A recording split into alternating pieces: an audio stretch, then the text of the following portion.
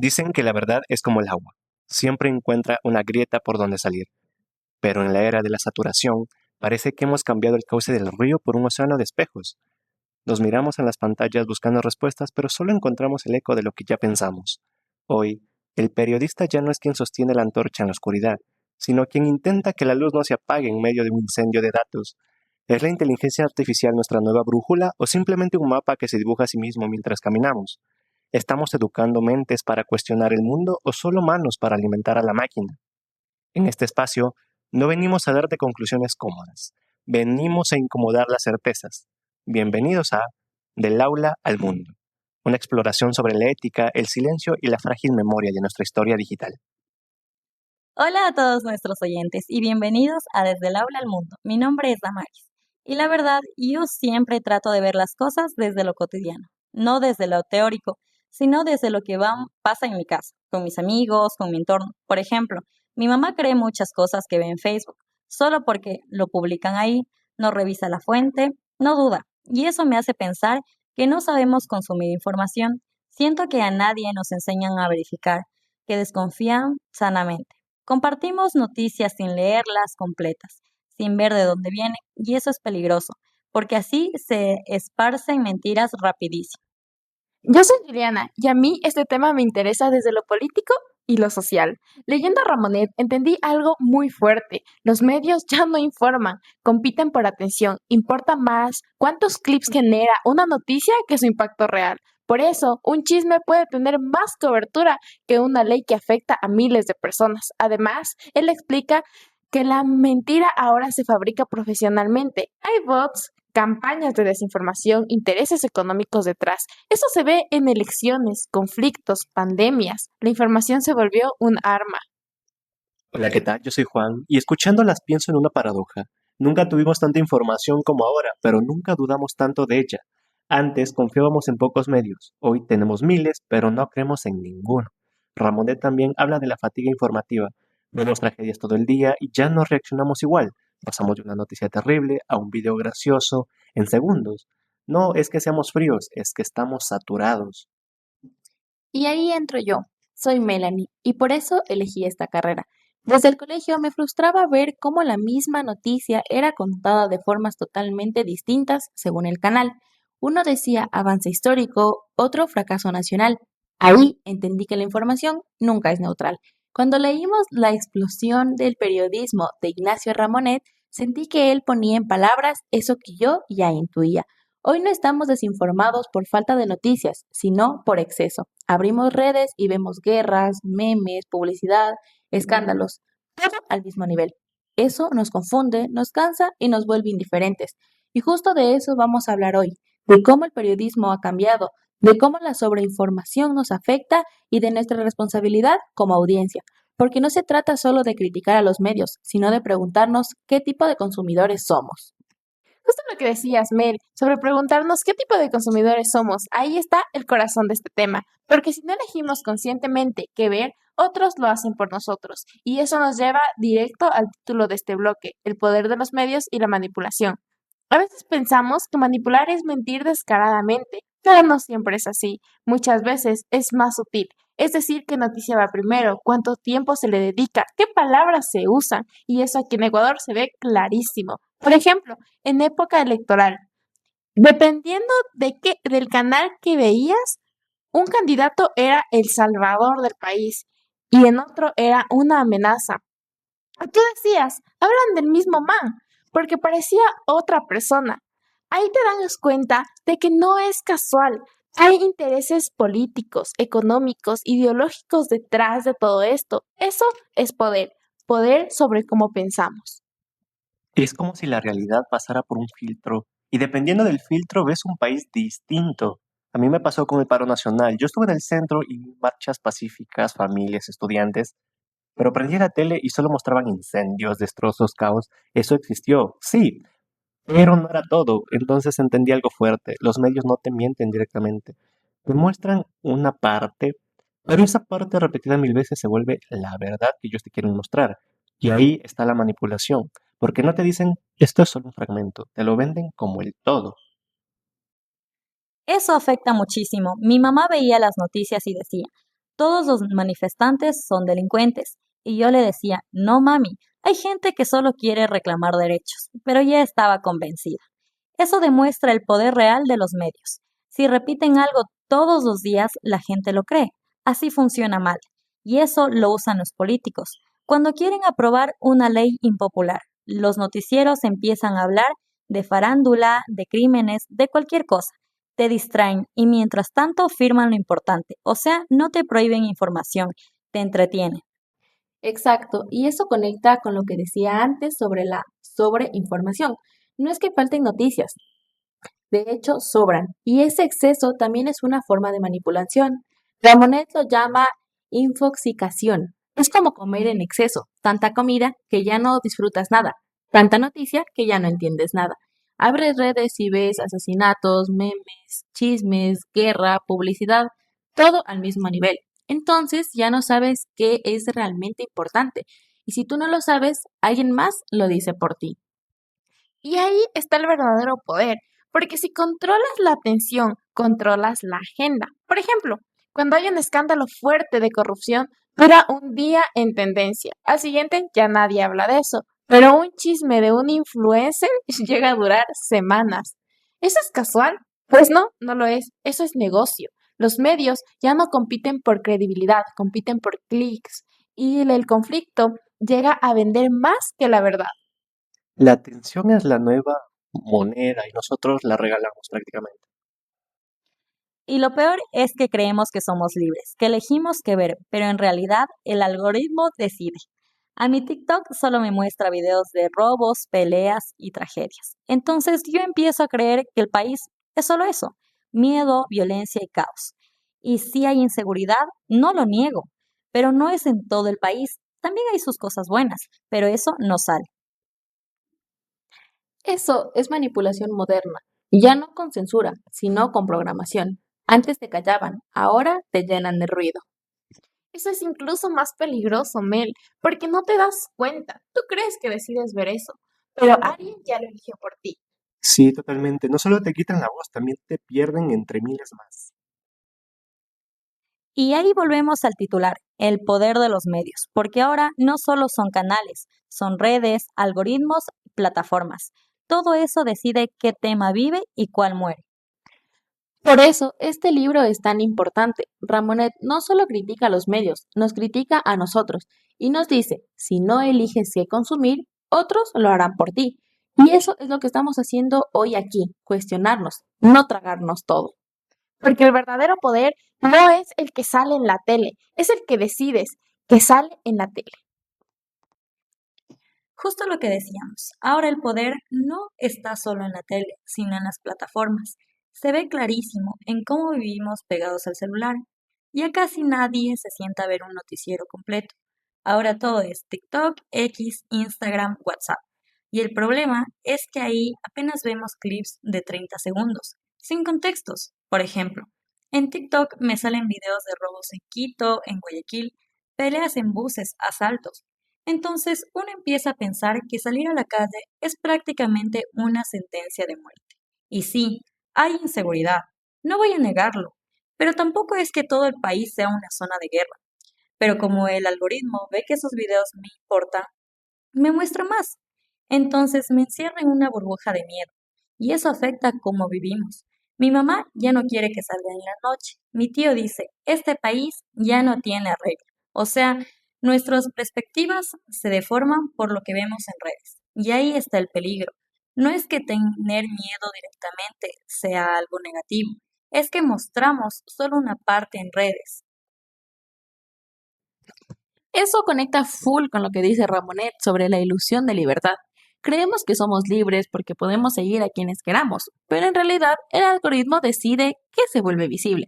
Por ejemplo, si tú sigues páginas que critican al gobierno, pues solo te van a salir críticas, pero en cambio si sigues páginas oficialistas, pues solo cosas positivas. Entonces, tú crees que todo el mundo piensa como tú, pero no, es solo tu burbuja. Y allí nace la polarización, porque cuando hablas con alguien que piensa distinto, dices, este vive en otro planeta. No, realmente vive en otro algoritmo. Y esto explica por qué en Ecuador las discusiones políticas en redes son tan pero tan violentas. Cada bando tiene sus datos, sus videos, sus pruebas y allí nadie escucha al otro. Es como si viviéramos en universos paralelos. Usamos la misma app, pero vemos mundos distintos y eso mata el diálogo, porque ya no conversamos para entendernos, sino conversamos para ganar.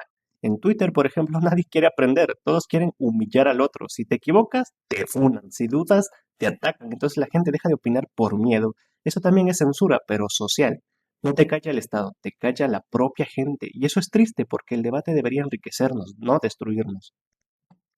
Y ahí entra lo político otra vez. Una sociedad polarizada es fácil de manipular, los políticos lo saben, entonces usan redes para dividir, crean enemigos, porque ellos son los corruptos, ellos son los vagos, ellos son los ignorantes. Así nos peleamos entre nosotros y nos miramos y no miramos arriba al verdadero poder.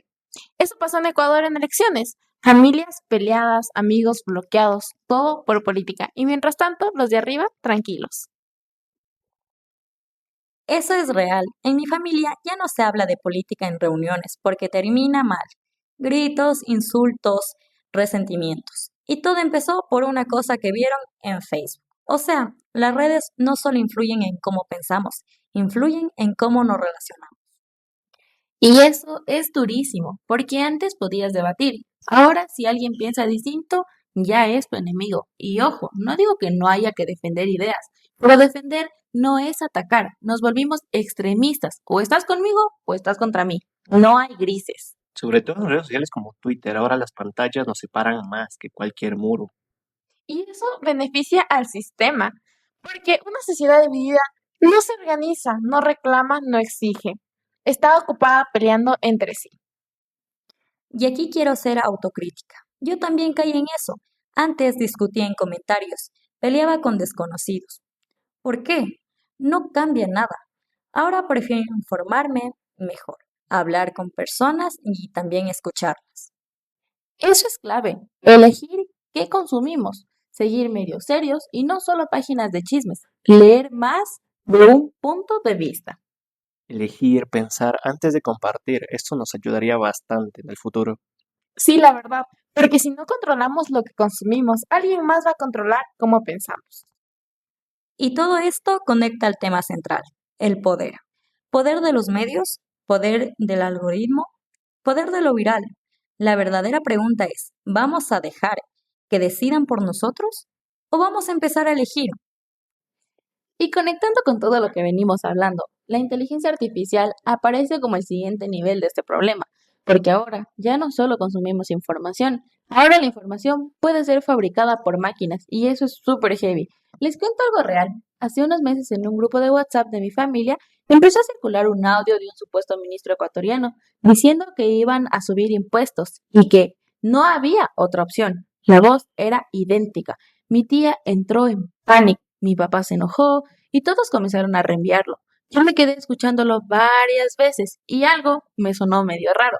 Busqué en Google, revisé cuentas oficiales y nada. Luego salió en un medio que era falso, que era generado con IA. Pero para ese momento ya había corrido por medio Ecuador. O sea, aunque lo desmientan, la mentira ya sembró miedo. Y eso es lo más peligroso de la IA. No necesita ser verdad, solo necesita parecerlo y que lo compartan. Eso es brutal, porque ya ni la voz es prueba, más o menos lo mismo que pasó con el alcalde de la ciudad de Ibarra. Antes decíamos, sí, lo dijo, es real. Ahora, sí lo dijo, puede ser fake, puede ser falso. Y eso rompe algo básico, la confianza. Vivimos en una era donde desconfiamos incluso de nuestros propios ojos y oídos. Ramonet hablaba de la velocidad de la información, pero ahora la IA la acelera al máximo, aún más inclusive. Antes, hacer un montaje falso tomaba horas o días. Hoy, con una simple app, en minutos tienes un video fake que puede convencer a cualquiera. Y eso nos deja en desventaja porque la tecnología avanza más rápido que nuestra capacidad de entenderla. Y ahí entra lo político, siempre, porque estas herramientas no las va a usar solo gente creativa, las va a usar campañas, gobiernos, empresas. Imaginen esto, últimas horas antes de una elección, aparece un video donde un candidato confiesa algo horrible, aunque sea falso. Mucha gente lo va a creer. No hay tiempo para desmentir. Resultado, manipulación directa del voto. Eso no es ciencia ficción, ya pasó en otros países y va a pasar aquí si no estamos preparados. La IA no es neutral, tiene dueño y el dueño tiene intereses. Y también está el tema del trabajo. Yo hablé con un periodista local que trabajaba en un medio pequeño. Me decía que su jefe ahora usa IA para redactar notas rápidas, que a veces ni siquiera las revisa. O sea, imagínate, una máquina escribe, otra publica y nadie verifica. Eso es peligroso. Y claro, a las empresas les encanta porque se ahorran plata, pero la calidad se va al piso. Exacto, la IA no va a cuestionar nada. No va a decir, oye, esto es injusto. Solo ejecuta órdenes, pero tampoco quiero sonar apocalíptica. También hay usos súper positivos. Por ejemplo, hay proyectos donde la IA ayuda a detectar fake news comparando miles y miles de fuentes en tan solo segundos. O programas que traducen noticias a lenguas indígenas para que más personas accedan a la información, lo cual es súper chévere. O también tenemos sistemas que ayudan a periodistas a analizar documentos enormes, como casos de corrupción.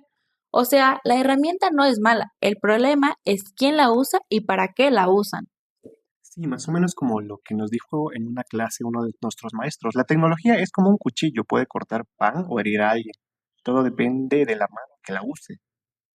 Y ahí también podemos ver la ética. Necesitamos reglas claras, no puede ser tierra de nadie. Si una IA genera contenido falso, alguien debe ser responsable. No puede quedar en la máquina lo hizo, porque la máquina no vota, no gobierna, no toma decisiones morales. Las personas sí lo hacemos. Y nosotros como ciudadanos también tenemos que cambiar. Ya no basta con lo que vi en un video, tenemos que dudar más, buscar en Google, ver si otros medios lo publicaron. Antes desconfiábamos de audios, ahora tenemos que desconfiar hasta de videos.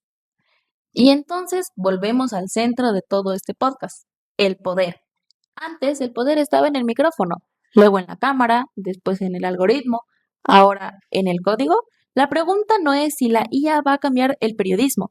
Eso ya pasó. La pregunta real es, ¿vamos a entender ese poder o vamos a dejar que decidan por nosotros? Lo que decías antes, Mel, sobre entender el poder de la información, me dejó pensando. Porque claro, el problema no es solo quien controla los medios, sino que tan preparados estamos nosotros para recibir esa información. Según la UNESCO, más del 62% de personas en América Latina se informa solo por redes sociales. Y eso da bastante miedo. O sea, ya ni entramos a páginas oficiales. Todos nos llega por TikTok, Facebook, WhatsApp o incluso Twitter, ahora X. Y en Ecuador, la cosa es más fuerte. Un estudio del INEC muestra que casi 8 de cada 10 jóvenes consumen noticias únicamente por redes. Eso quiere decir que nuestro criterio político, social, incluso moral, lo está formando un algoritmo. Y el algoritmo no quiere educarte, quiere que te quedes pegado a la pantalla.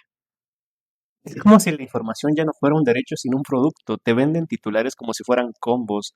Indignación, escándalo, última hora, porque saben que el miedo vende, la rabia vende, el morbo vende. Esto es tan real. Yo me acuerdo clarísimo de una historia. En 2023 empezó a circular un audio por WhatsApp diciendo que en Ibarra iban a haber saqueos, que cerraran negocios, que no salieran. Mi mamá me llamó llorando. Mi papá salió corriendo a cerrar el local, todos asustados. ¿Y saben qué? Era un audio falso de Guayaquil, de hace años. Solo lo cambiaron de ciudad. Eso demuestra lo fácil que es manipular. Y nadie verifica, porque estamos acostumbrados a reaccionar, no a pensar. Ese audio no tenía fuente, ni nombre, ni fecha, pero sonaba urgente, dramático. Y listo, la gente pues se lo cree. Según estudios, el 72% de personas comparten noticias sin leerlas completas. O sea, ni siquiera saben qué están compartiendo. Y eso es súper peligroso. Totalmente de acuerdo.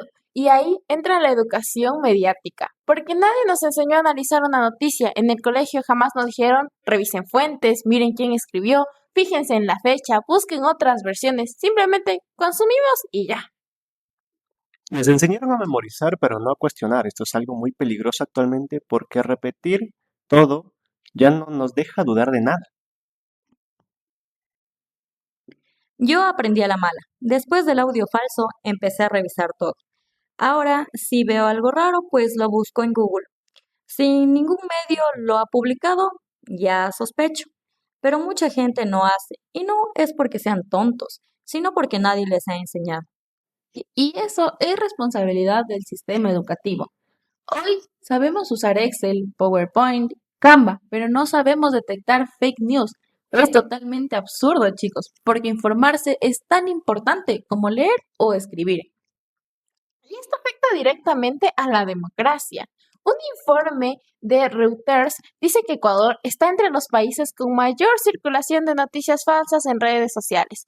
Eso significa que tomamos decisiones políticas con información contaminada. ¿Cómo vamos a votar bien si nos mienten? Y es que actualmente para las empresas y los gobiernos ya no somos ciudadanos, somos solamente audiencias. Nos hablan como consumidores, no como personas pensantes. Eso se nota cuando hay elecciones. Un candidato dice algo falso, se vuelve viral, nadie verifica y listo, la opinión pública ya cambió. Y después se quejan del gobierno porque votaron desinformados. Exacto, y eso es demasiado triste. En Finlandia, por ejemplo, desde primaria enseñan a detectar fake news. Por eso es uno de los países con menos desinformación del mundo. Allá los niños aprenden a identificar titulares engañosos y aquí absolutamente nada.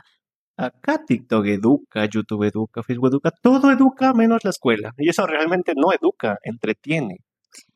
Y entretener no es informar. Además, el algoritmo nos encierra en burbujas. Si eres de izquierda, pues solo te muestra contenido de izquierda. Y si eres de derecha, pues solo de derecha. Nunca escuchas al otro. Y así dejamos de debatir y empezamos a atacar con más fuerza que antes. Eso lo veo con mis amigos. Si alguien piensa diferente, lo cancelan. Ya no se conversa. Y eso realmente rompe al país, porque sin diálogo solo queda el odio entre nosotros mismos.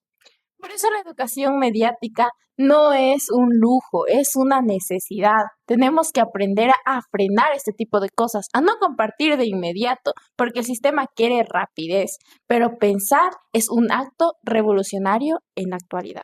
Pensar es resistir, en un mundo que quiere que reacciones, pensar es rebeldía. Y hablar, preguntar, no creerte el dueño de la verdad. Y eso exactamente estamos haciendo aquí, cuestionándonos, no tragándonos todos y sin analizar nada. Porque la verdadera libertad no es elegir entre mil noticias, es saber cuál merece tu atención y eso se aprende. La pregunta verdaderamente aquí es, ¿vamos a educarnos o vamos a seguir creyéndonos todo? Respondiendo a tu pregunta, cuando Juliana decía vamos a educarnos, vamos a seguir creyéndolo todo, me queda resonando algo, porque claro, la educación es clave, pero también hay que preguntarnos qué está pasando con el periodismo.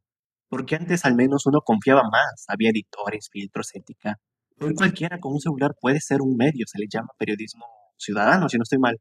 No digo que eso sea malo, pero sí es muy peligroso porque ya no sabemos quién habla con responsabilidad y quién solo busca views. Totalmente de acuerdo contigo, Juanito. Y eso conecta directamente al libro de Ramonet. Él habla de la explosión informativa, de cómo pasamos de escasez a saturación. Antes tenías pocos medios, ahora tienes miles, pero más no significa mejor. Al contrario, la calidad ha bajado bastantísimo. Los medios ya no investigan tanto, copian, pegan, replican. Y eso genera una crisis de credibilidad. Y ojo, que también hay intereses económicos. Los grandes medios responden a empresas, bancos y políticos.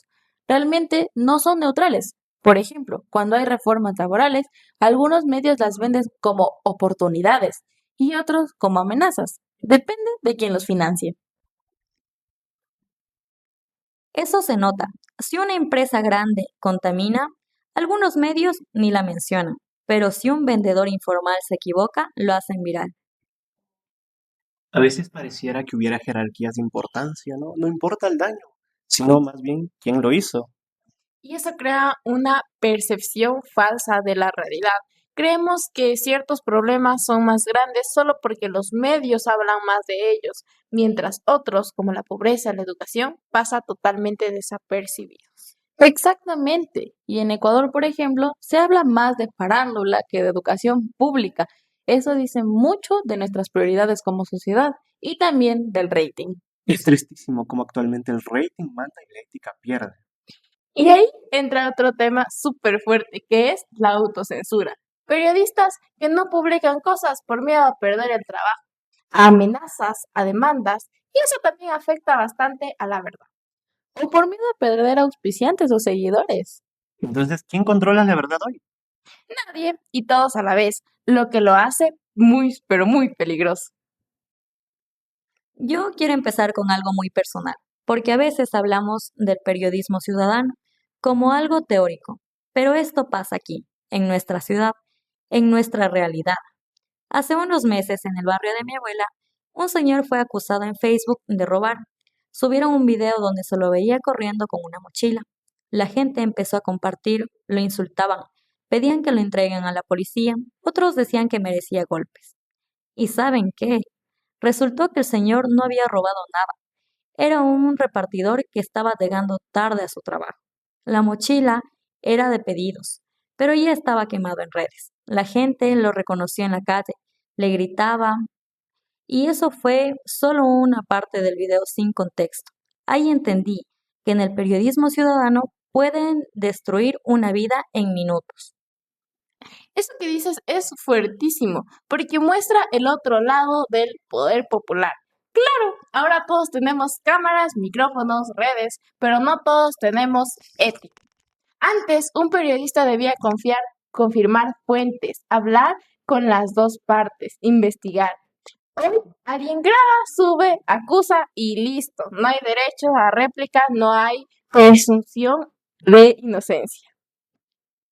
Es como si el juicio se hubiera mudado a Instagram, sin abogados, sin pruebas completas, sin defensa, solo likes y condenas. Ya no tienes derecho a ir a un juicio legal. Simplemente si alguien cree más en la verdad de un titular de redes, estás jodido.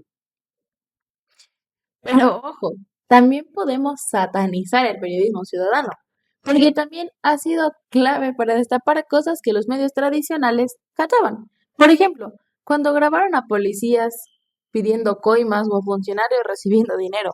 Eso no salió en la tele, claro, hasta que el video se volvió viral. Sí, eso es verdad. Sin esos videos, nadie habría creído a las víctimas. Exacto. Ahí el periodismo ciudadano funciona como control social. Es el pueblo vigilando al poder. Eso es sano para la democracia. El celular como nueva herramienta de justicia. Pero el problema es que no sabemos usar ese poder, porque una cosa es denunciar corrupción y otra es acusar sin pruebas. Exacto. Yo he leído casos donde suben fotos de personas diciendo ciudadano ladrón y no hay ninguna prueba, solo un rumor. Y ese rumor se convierte en verdad. Eso es lo más peligroso. Actualmente la mentira se repite una y mil veces para disfrazarse de verdad. Y ahí entra la responsabilidad que cada uno tiene. No todo lo que grabamos debe publicarse, no todo lo que vemos debe compartirse. Pero la gente no piensa eso. Piensan, si se vuelve más viral, es real. Y eso tiene que ver con el ego también. A la gente le gusta ser la primera en publicar, sentirse el más importante de todos. Ser testigo da poder, pero ese poder sin conciencia es muy peligroso. También está el tema de la edición. Cortan videos y se cambia el contexto. Eso es manipulación directa. Un segundo menos puede cambiar una historia entera. Por ejemplo, chicos, un video donde alguien empuja a otro. No muestran que antes lo insultaron o le provocaron, solo suben la reacción. Y listo, ya es el malo. Esto es injusto y pasa todo el tiempo. Entonces el periodismo ciudadano es como fuego, puede iluminar o quemar. Exactamente, pero depende de cómo lo uses. Y nadie, lastimosamente, nos ha enseñado a usarlo. Ese es el problema aquí. Tenemos herramientas poderosas, pero cero educación mediática. Somos niños con armas digitales entonces. Eso suena fuerte, pero muy real. Entonces, ¿qué hacemos? ¿Prohibimos grabar? No, No, jamás. La solución no es callar a la gente. Sí, completamente. La solución es enseñar a hablar con responsabilidad para que no vuelvan a ocurrir casos como el del venezolano en 2019, por ejemplo. Exacto, educar para grabar con conciencia, para denunciar con pruebas, mas no con odio. porque detrás de una pantalla hay personas reales, con familias, con trabajos, con dignidad, y un clic puede destruir todo. Entonces, el periodismo ciudadano no es ni bueno ni malo, realmente es poderoso. Y el poder sin ética es bastante peligroso. Y chicos, retomando lo que veníamos diciendo de la crisis de credibilidad del periodismo y de nuestra falta de preparación como audiencia, conecta súper bien con un tema central del libro Periodismo en la Era Digital, Ética, IA y Educación Superior en Ecuador, que es cómo se forman los periodistas en las universidades del país. El autor pone la lupa sobre la educación superior ecuatoriana y nos dice algo muy fuerte, que no basta con aprender a usar herramientas, más bien hay que formar pensamientos críticos, conciencia, ética y competencias que permitan enfrentar problemas súper complejos, tales como la desinformación o la inteligencia artificial, más no solo técnicas básicas. Eso tiene sentido, porque en Ecuador hemos visto debates enormes donde los medios parecen reproducir lo mismo una y otra vez sin mucha profundidad. Montúfar dice que la formación actual muchas veces está desconectada de la realidad digital, de las necesidades de verificar fuentes, de contextualizar. Se forma a comunicadores para manejar software, pero no para entender el impacto social del propio trabajo. Y eso lo vemos en prácticas, cuando medios como Primicias, que es uno de los principales nativos digitales en Ecuador, cubren temas complejos, dependiendo de cómo construyen la narrativa, puede generar claridad o confusión. Sí, esto me recuerda algo importante. Nuestro licenciado, uno de los autores, Montúfar, dedica capítulos enteros a la ética en salas de redacción e IA, no solo a la tecnología en sí misma, sino a cómo aplicarla sin transicionar los valores fundamentales del periodismo. La IA puede automatizar ciertas tareas, pero si no hay criterios éticos claros, el riesgo es enorme. Por ejemplo, si una IA genera un texto sobre un tema controversial y no se verifica, se puede repetir un sesgo que ni siquiera el humano había detectado. Estudios recientes sobre IA y periodismo muestran que incluso cuando se usa IA para simplificar contenido o recopilar información, puede generar sesgos porque absorbe datos de Internet que no siempre son imparciales o correctos. Y eso pasa aquí en Ecuador también. Colombia y Ecuador reportan casos donde medios digitales usan IA para redactar noticias o hacer resúmenes informativos, pero muchas veces sin supervisación humana adecuada. Investigaciones académicas señalan que el riesgo no es solo técnico, sino que la dependencia tecnológica puede atrofiar habilidades básicas del periodista, como la verificación de hechos o la estructura crítica, cuando se usa sin criterio. Eso lo veo incluso en tesis universitarias locales, donde los estudiantes reconocen que la IA les ayuda, pero también sienten que pierden práctica en habilidades esenciales. Exacto, y Montúfar lo plantea de una forma muy clara. Si las universidades no actualizan sus planes de estudio para incluir ética digital, verificación de datos, alfabetización mediática profunda y competencias en IA, los egresados no estarán preparados para enfrentar la desinformación moderna. Además, el libro discute que la desinformación no es solo un problema tecnológico, sino social. Durante el paro nacional de octubre del 2019 en Ecuador, se documentó cómo circularon miles de noticias falsas que confundieron a la ciudadanía y afectaron la percepción pública de los eventos, no solo por falta de verificación, sino porque muchos comunicadores no estaban preparados para contrarrestarlas con información sólida. Y aquí entran dos cosas que me parecen súper clave. La educación superior no puede quedarse en enseñar herramientas, tienen que enseñar pensamientos críticos. La ética debe estar en el centro de la formación, no como una materia aislada, sino como parte de cada asignatura, porque la ética no se enseña que se evalúa una noticia cada vez que se decide qué contar y cómo contar. Total, porque nuestro autor no solo habla del problema, también propone soluciones. Habla de una educación que no solo enseñe a usar IA, sino a comprender sus límites y riesgos, a diseñar procesos de verificación automatizada y a establecer marcos éticos para cuando se utilice IA en redacciones. Y eso no es solo teoría vacía. Otros investigadores en Ecuador también han hablado de cómo se usa la IA en medios locales, como el Universo o Primicias, por ejemplo, para generar contenido científico y periodístico, lo que muestra una tendencia clara. La tecnología está ahí, pero hay que saber cómo integrarla con responsabilidad. Eso me recuerda una conversación con un amigo que trabajaba en un medio digital. Él me decía que muchos redactores quieren usar IA porque acelera todo, pero luego se pierden en un problema con errores de contexto o frases que no tienen sentido. El jefe les dijo, si no lo verificas tú, la IA hace mierda nuestra reputación. Y eso mismo es lo que Montúfar advierte. La IA no puede reemplazar la razón humana, ni la ética periodística.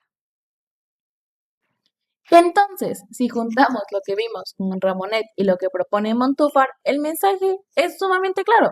La saturación de información más la IA sin criterio nos da como resultado el caos. En cambio, que la IA con ética más la educación mediática profunda nos brinda oportunidades. No podemos optar por una de las dos. Necesitamos formación crítica, responsabilidad ética y comprensión tecnológica, especialmente aquí en el Ecuador, donde la economía de la información cambia tan rápido como las noticias falsas.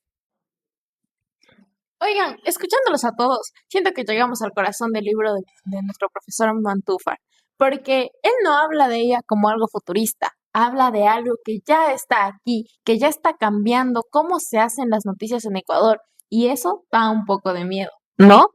Porque muchas veces ni siquiera nos damos cuenta de cuánto una noticia fue escrita por una persona o por una máquina.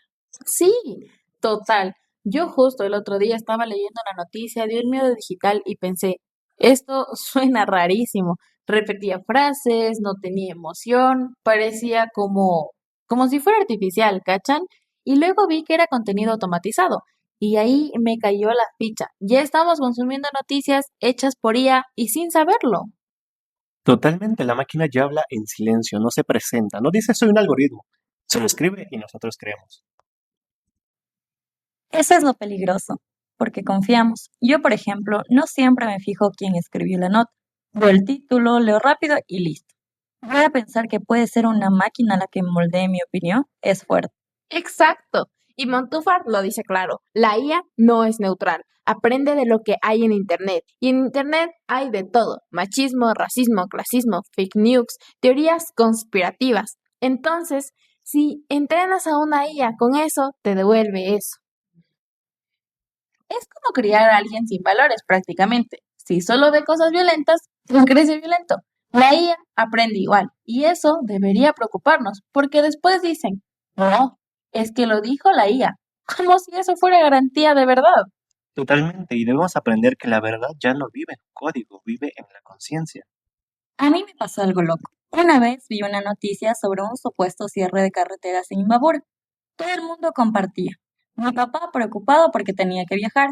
Yo entré a la nota y se notaba que estaba mal escrita. Confundía provincias, fechas, lugar. Busqué una fuente oficial y nada, era falso. Pero ya había generado pánico y después supuse que era una página que usaba IA para generar noticias masivas. Eso es exactamente lo que advierte el libro. La velocidad mata la verificación. La IA permite publicar en segundos, pero el periodismo necesita tiempo, tiempo para llamar, para contrastar, para confirmar.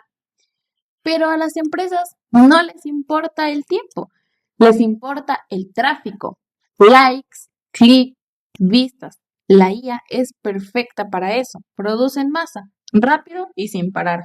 Y no es culpa de una máquina, somos nosotros los mismos los que preferimos la prisa y esta es enemiga de la verdad. Ahí viene otra cosa, el desempleo. Porque si una IA puede escribir 50 notas al día, ¿para qué contratamos a 5 periodistas? Y estamos viendo despidos, contratos temporales y pagos por nota. Sí, eso ya pasa. Conozco gente que trabaja freelance para medios y les paga por artículo. Entonces, no investigan, solo producen, publican rápido, se vuelve más importante que hacerlo bien. Eso precariza el periodismo. Un periodista cansado, mal pagado, con presión, claramente comete errores y la IA viene a reemplazarlo en vez de ayudarlo.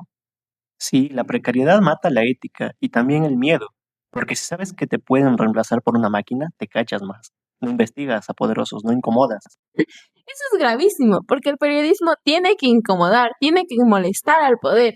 Pero si dependes de un contrato frágil, te autocensuras. Y encima, ahora con los deepfakes, eso ya es otro nivel, chicos. Audios falsos, videos falsos, pueden poner a un político diciendo algo que nunca dijo y la gente, como no verifica, pues no se va a dar cuenta que eso es totalmente una mentira. Eso me da terror. Imagínate eso en elecciones. Caos total. La mentira ya tiene rostro y voz, y parece real. Qué increíble.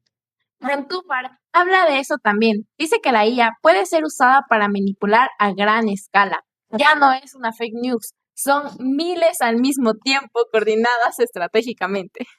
Eso es guerra informativa, chicos. Y nosotros en medio, sin saber realmente a qué creer. Pero ojo, el libro tampoco demoniza la IA. También muestra el lado positivo. Por ejemplo, usar IA para analizar miles de documentos, contratos públicos, datos del Estado. Eso puede ayudar a destapar corrupción.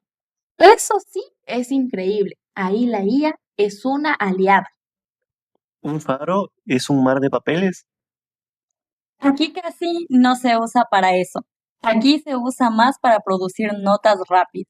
Exacto. Y eso revela algo. No estamos usando la tecnología para investigar, sino para abaratar costos. Y eso es una decisión netamente política y económica, más no tecnológica. Exacto, porque la IA no decide por sí misma, la deciden los dueños. Entonces, el problema no es la IA, es quien la controla. Total. Y ahí entra otra cosa fuerte del libro, la formación universitaria. Montúfar dice que si las universidades no enseñan ética digital, pensamientos críticos, usos responsables de ella, estamos formando técnicos, no periodistas. Y eso es clave, chicos, porque manejar software lo aprende cualquiera, pero manejar el criterio, no. El criterio no se descarga. Yo siento que nos enseñan a usar herramientas, pero no a pensar, a repetir, no a cuestionar. Y eso se refleja después de los medios, noticias sin contextos, titulares sensacionalistas y poco analizados. Entonces, la IA llega a potenciar eso, es decir, a acelerarlo. Un mundo rápido con mentes lentas. Entonces, ¿qué hacemos? ¿Prohibimos la IA? No, sería absurdo. La tecnología no se puede frenar. La pregunta es cómo la usamos. Y claro, debe ser con ética y marcando límites. Humanidad. Porque al final la IA no siente culpa, nosotros sí. Exacto. Y ahí está la diferencia. La IA puede escribir una noticia sobre una tragedia como si fuera una estadística, pero el periodismo ve personas, familias, historias. Sí, si perdemos eso, realmente estamos perdiéndolo todo. El periodismo sin humanidad se vuelve nada. Es solo ruido. Entonces, este libro nos deja claro algo. El futuro no es la IA o humanos, es IA con humanos. Pero humanos formados, críticos, éticos. Exactamente, no obedientes. No dormidos. Porque si dejamos de pensar, la máquina piensa por nosotros. Y eso sería el verdadero peligro. No que la IA nos reemplace, sino que nosotros dejemos de ser humanos. Después de todo lo que hemos hablado sobre inteligencia artificial, ética, periodismo y educación, siento que hay algo que todavía no terminamos de entender. ¿Qué rol juega el Estado en todo esto? Porque hoy estamos en una selva digital. Cualquiera publica lo que quiere, sin pruebas, sin responsabilidad, y eso tiene consecuencias reales. Entonces yo me pregunto, ¿hasta dónde debe llegar la regularización sin convertirse en censura? Es una pregunta muy incómoda, Adam, pero muy necesaria. Porque si no hay reglas, gana el que tiene más poder, más dinero, más voz, más enlace. Eso no es libertad, eso es desigualdad comunicativa. Pero ojo, chicos, ahí también hay un riesgo sumamente enorme. En países como el nuestro, donde el Estado históricamente ha querido controlar medios, Regular puede convertirse en una excusa para callar voces incómodas. Entonces nos quedamos en una ley, puede ser un escudo o una espada. Exacto, y quiero contarles algo, chicos, que me pasó hace muy poco. Una vecina del barrio, doña Carmen, una señora de aproximadamente 60 años, recibió un audio por WhatsApp donde supuestamente un funcionario del gobierno decía que iban a congelar las cuentas bancarias porque el país estaba en quiebra. Ella entró en pánico, sacó todos sus ahorros, fue al banco desesperada, todo era falso. Un montaje, una voz generada por IA. Eso es gravísimo. Ahí no estamos hablando de opinión, estamos hablando de manipulación emocional. Y de daño real, chicos, porque imagínate una persona mayor que confíe en esos audios, les puede provocar un infarto. Totalmente, el miedo no pide pruebas en momentos tan arriesgados. Exacto, y nadie respondió por eso. No hubo denuncia, no hubo sanción. Entonces ahí yo sí creo que el Estado debería intervenir, porque eso ya es libertad de expresión, es fraude emocional. Estoy de acuerdo, la libertad termina donde empieza el daño al otro. Pero el problema es, ¿quién decide ese daño? ¿El gobierno, un juez, una empresa tecnológica? ¿Quién lo vigila? Ese es el dilema, porque si dejamos todo libre se vuelve un caos, porque si el Estado controla demasiado se vuelve autoritarismo. Y ahí entra lo que dice el libro. La ética no puede venir solo desde arriba, tiene que construirse desde la formación profesional. O sea, desde las universidades, desde cómo formamos a periodistas, comunicadores y creadores de contenido. Porque en un mundo como el nuestro, educar es resistir. Porque si el periodismo tiene ética, no necesita que el Estado lo amenace, él mismo se pone límite. Pero hoy muchos trabajan precarizados, les pagan poco, les exigen clics, les piden viralidad. Entonces, venden netamente escándalo. Y es que el morbo paga mejor. Y ahí volvemos al problema estructural. El Estado no apoya medios independientes, no protege a periodistas, pero sí quiere regularlos. Eso sí es hipocresía institucional. Te vigilo, pero no te protejo. Control, control sin cuidado. Y eso genera desconfianza. Por eso la gente cree más en audios de WhatsApp que en comunicación oficial. Porque el Estado ha mentido tantas veces que ya nadie le cree. Y ese vacío, lamentablemente, los llenan las fake news. Porque el propio silencio del Estado hace ruido. Entonces, la pregunta no es solo si regular o no, sino cómo hacerlo sin destruir la democracia. Con transparencia, con participación ciudadana. Y no desde el miedo. Sino desde la conciencia. Porque si regulamos desde el miedo, terminamos callando al que denuncia, al que protesta, al que incomoda. Y sin criticar, no hay democracia. Solamente obediencia. Y la obediencia no piensa. Entonces, yo creo que el reto real es este: ¿cómo protegemos a la gente de la mentira, sin quitarle su derecho a hablar? Ese es el equilibrio más difícil en el siglo XXI. Porque ahora la mentira es mucho más rápida que la verdad. Y más atractiva también. Por eso necesitamos ciudadanos críticos, no solo leyes, personas que duden, que verifiquen, que no compartan por impulso. Porque la democracia no se defiende solo votando, se defiende pensando. Y todos los días. Cada clic es una decisión. Y hoy defendemos la libertad. También significa defender la verdad, porque si dejamos que la mentira gobierne, no necesitaremos dictadores, nos habremos censurado solos. A veces siento que estamos viviendo en una época profundamente contradictoria. Nunca en la historia habíamos tenido tanta información al alcance de la mano, pero tampoco habíamos estado tan confundidos. Abrimos el celular y en segundos tenemos acceso a noticias de todo el mundo, pero no sabemos cuáles creer. Es como caminar en una ciudad llena de letreros luminosos donde todos gritan algo distinto y al final terminas mareado, sin saber a quién seguir. Y lo más fuerte es que ya no buscamos la verdad, buscamos lo que confirma lo que pensamos. Nos refugiamos en burbujas donde nadie nos contradice, donde todo nos da la razón. Eso no nos hace más informados, nos hace más cómodos. Y la comodidad es peligrosa, porque deja de doler la mentira cuando coincide con nuestras ideas. Eso que dices lo veo clarísimo con mi familia. Tengo un primo que está en el colegio y hace poco le mandaron una tarea sobre política. La mayoría de sus compañeros copiaron lo primero que encontraron en Google, sin revisar las fuentes, sin preguntarse quién escribió eso, con qué intención. para ellos si está en Internet. Es verdad. Y eso no es culpa solo de ellos. Es un sistema educativo que no nos enseñó a cuestionar, a investigar, a dudar. Nos enseñaron a repetir, no a pensar. Entonces, claro, después nos preguntamos por qué la gente cree en teorías conspirativas, porque confirman más en un audio de WhatsApp que en un periodista. Es porque nunca aprendimos a diferenciar información de manipulación. Y seamos sinceros, chicos, nosotros también hemos caído varias veces en eso. Yo misma he compartido cosas sin verificar. Un meme, una noticia impactante, algo que me dio rabia. Después me enteré que esto era totalmente falso y me dio muchísima vergüenza. Pero el daño ya estaba hecho. Eso demuestra que no basta con señalar a otros.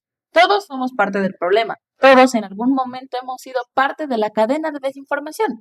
Porque compartir es fácil, pero investigar realmente, chicos, nos da pereza. Y esa pereza es aprovechada por quienes quieren manipular. A mí me pasó algo muy fuerte en mi barrio. Circuló una noticia falsa diciendo que habían secuestros cerca de una escuela. Los padres enterados de esto fueron a sacar a sus hijos. Algunos querían cerrar la institución. Todo era caos, gritos y miedo. Horas después la policía confirmó que no había ningún caso, que todo era mentira, pero el miedo ya estaba instalado. La gente seguía desconfiando, seguía asustada. Ahí entendí que la mentira no necesita ser real para causar daño, solo necesita ser creíble. Y eso es lo más peligroso de esta era digital. La mentira se mueve más rápido que la verdad, porque la verdad suele ser aburrida, mayormente necesita contexto, datos, explicación. La mentira es simple, directa, emocional, te golpea y se va. Antes, para mentirte, a mucha gente necesitabas poder. Hoy solo necesitas un celular. Y los algoritmos potencian eso. No les importa si algo es cierto o falso, les importa si genera reacción, si te hace enojar, si te asusta, si te indigna. Eso es lo que viraliza. Entonces vivimos en una economía de la emoción. Mientras más fuerte sea tu reacción, más valor tiene tu contenido. Y ahí el periodismo queda atrapado, porque competir contra eso es casi imposible. Claro, porque un reportaje bien investigado toma semanas, meses e incluso años, chicos. Pero un titular amarillista se hace en 5 minutos y genera miles y miles de clics. ¿Qué crees que va a elegir un medio que está quebrado económicamente? Eso no justifica el sensacionalismo, pero explica el por qué pasa. El sistema empuja a eso. Y ahí entra la precarización del periodismo. Conozco periodistas que trabajan por sueldos bajísimos, sin estabilidad, sin apoyo legal. Entonces, claro, se autocensuran sin investigar a los poderosos porque tienen miedo de perder el trabajo. Y cuando el periodismo se calla, el poder hace fiesta. Sí, porque el silencio también comunica miedo, comunica sentimientos. Y en medio de todo esto aparece la inteligencia artificial, que puede ser una herramienta increíble si se usa bien. Puede ayudar a analizar grandes volúmenes de datos, descubrir patrones de corrupción, mejorar investigaciones, pero también puede crear mentiras perfectas, audios falsos, videos donde alguien dice cosas que nunca dijo, y eso ya no es ciencia ficción, eso ya está pasando. Deepfakes, montajes, ediciones imposibles de detectar. Entonces, ya ni nuestros ojos son confiables. Y ahí volvemos al gran dilema. ¿Quién controla esto? ¿Las empresas tecnológicas? ¿Los gobiernos? ¿Nosotros mismos? Lo que pasa es que la tecnología ya no es neutral. Alguien decide qué se muestra y qué se oculta. Exacto, creemos que somos usuarios, pero en realidad somos producto. Nuestros datos, nuestros gustos, nuestros miedos se venden. Y mientras más tiempo pasamos conectados, más dinero generan las plataformas. Por eso el contenido que nos muestran no siempre es el mejor, sino el que más nos mantiene enganchados. Entonces la pregunta real es, ¿qué hacemos nosotros frente a todo esto? Porque no podemos culpar solo al sistema, también tenemos responsabilidades. Justamente, ser críticos, dudar, verificar, no compartir por impulso. Y exigir mejores medios, apoyar el periodismo independiente, no consumir gratis, sino entender que la información de calidad cuesta. También debemos exigir educación digital, que en los colegios se enseñen a leer noticias, a identificar fake news, a entender realmente cómo funcionan los algoritmos. Porque la democracia no solo se define con un voto, se define con pensamientos críticos. Y al final, Creo que el gran reto de nuestra generación es este: aprender a vivir en un mundo donde la verdad ya no grita, donde ya no se impone, sino que se susurra, y tenemos que aprender a escucharla entre todo el ruido. Porque si dejamos de buscarla, otros decidirán por nosotros qué creer. Y ahí exactamente ya no habrá libertad. Solo manipulación disfrazada de información. Quizás el futuro no depende de la tecnología, sino de nosotros, de cuánto pensamos, de cuánto cuestionamos, de cuánto nos atrevemos a incomodarnos. Porque defender la verdad hoy es un acto de rebeldía, y ser críticos en esta era es el verdadero acto revolucionario.